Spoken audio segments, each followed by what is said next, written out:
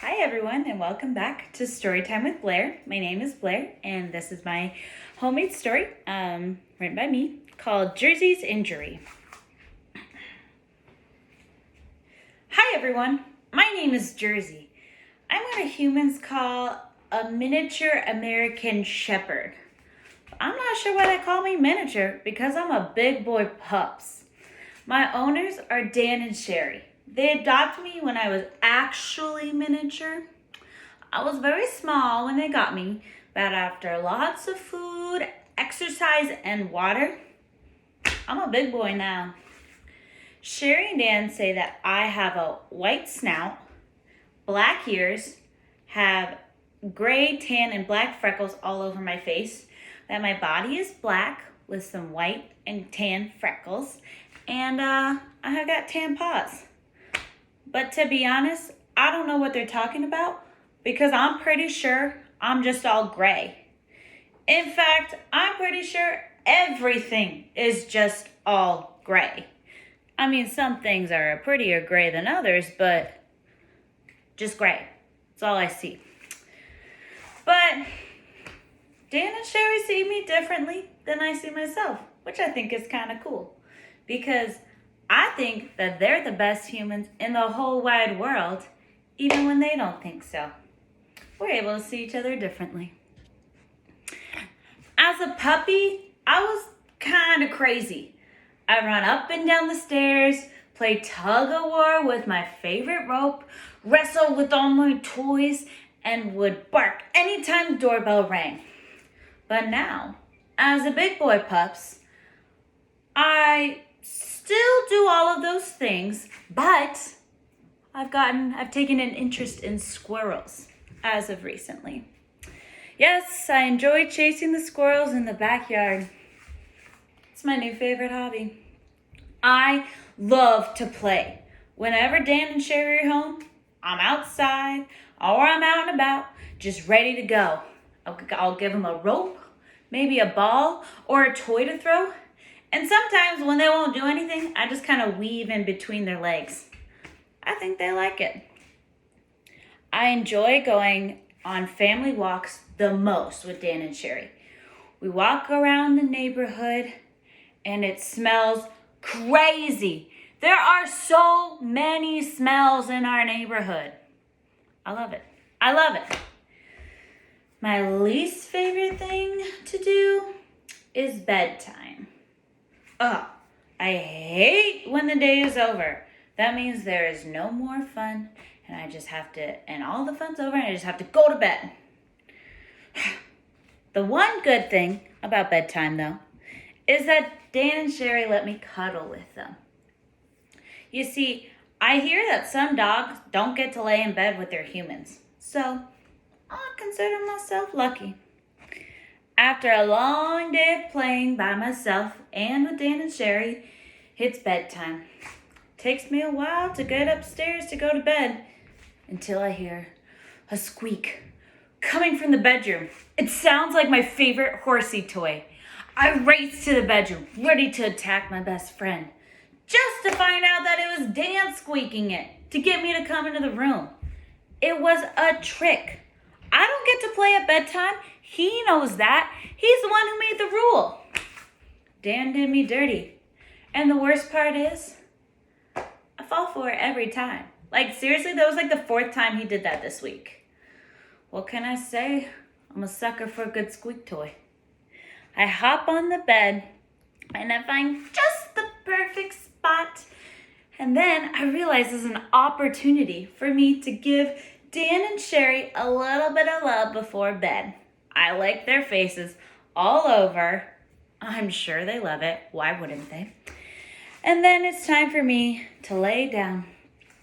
I close my eyes and I lay at the foot of the bed. And I'm like, I'm not even sleepy. I start to dream about playing in the backyard with Dan. Just me and him and a gigantic tennis ball. And then all of a sudden, I see a squirrel in a tree staring me down. I must defeat it. I run up the tree, higher and higher, until I get to finally reach the top. Take one look at the squirrel. The squirrel looks at me. I'm about to pounce.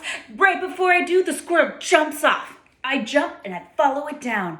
But then I'm just falling and falling and falling until, ouch! I suddenly wake up on the floor. Sherry screams, Jersey! Dan, get up! Jersey fell off the bed. I try to lift my head, but ouch! It really hurts. I start to whimper. Just then, Dan scoops me up in a blanket. He reassures me as we make our way down the stairs. It's okay, Jersey. It's okay. You just hit your head a little. You're not even bleeding that much. Bleeding? I didn't know I was bleeding. I know Dan is trying to help, but this guy needs a serious lesson in comforting.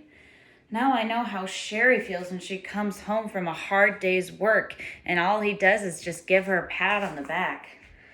I mean, Dan, I love you, but come on, man. Dan gently puts me in the car. Normally, I love car rides. But this time, I know something is up because Sherry is sitting in the back with me, which just makes me more nervous. And then I hear Dan say it. The dreaded word, vet. I hate going to the vet. It just makes me more nervous. And now I'm agitated. Nice going, Dan. We pull up. Dan opens the car door and Sherry carries me inside. It's not our normal vet office. This is an office for what I've come to think of emergencies. Which I'm not sure what that means, but I'm pretty sure it just means when you fall off the bed after having a squirrel dream. They take me back to the room with the doctor in it. She gently touches my head. I wince. She says something about stitches. I don't know what those are, but I'm ready for whatever is going to get me out of this vet office and back home. Well, turns out not ready. Stitches hurt. Like, hurt. They hurt more than when Dan and Sherry accidentally step on my tail. They hurt more than when I fell off the bed. Ow! Stitches are the worst. After the stitches are in, I get a treat for being such a brave boy. The vet gives me some medication that makes things hurt not so much. Kinda wish she'd given that to me before the stitches, Doc. But no matter, with my stitches and medication, I get to go home. That's until I see the worst thing in the world. The cone. The doctor is actually giving Sherry a cone. For me. I start to whimper and slowly back up. But unfortunately, I'm still on the table, so I'm kind of stuck. Don't worry, Jersey. The vet starts to speak to me, but then turns to Dan and Sherry. He only has to wear it if he starts to itch his stitches. Since they are on the top of his head, it will be tricky for him to get at them. However, if he starts to scratch them or rubs his head on the floor, he will need to wear the cone. Don't scratch the stitches and I don't have to wear the cone? Got it. As Dan carries me back to the car, I start getting sleepy again. I fall asleep, but this time I don't dream. It's just black. Next thing I know, I'm back home on my doggy bed. I wake for a few minutes, then go back to sleep. This time, I dream about a large marshmallow. It's just over by the front door. It looks super tasty. And even more importantly, it looks like it wants to be eaten. I walk over towards it slowly, show it my teeth, just so it knows, hey, little marshmallow, no worries, I'm about to eat you. I go in for the bite, scoop it up, and this this is the worst marshmallow I've ever had. I throw it around a little bit, and then I realize it's not a marshmallow at all. It's Dan's shoe. Gross! Just as I came to the realization, I hear Sherry say, Jersey, bad dog. Bad dog? I'm hurt. Before I could even comprehend what's going on, I hear Dan say, Jersey, bad dog. I am crushed. I felt so bad. I wasn't trying to be a bad dog. I guess I just had to banish myself to my doggy bed for eternity. Well, until Dan calls me over. He invites me to sit on the couch with him. He starts to pet me. Hey, Jersey, don't worry. I know you're not feeling well. I'm sorry I said you were a bad dog. You're not a bad dog, Jersey. You're a good boy. You hear that? Good boy. My tail wags out of control with excitement. Dan isn't mad anymore. He still loves me. Just then, Sherry comes home with a new pair of shoes for Dan.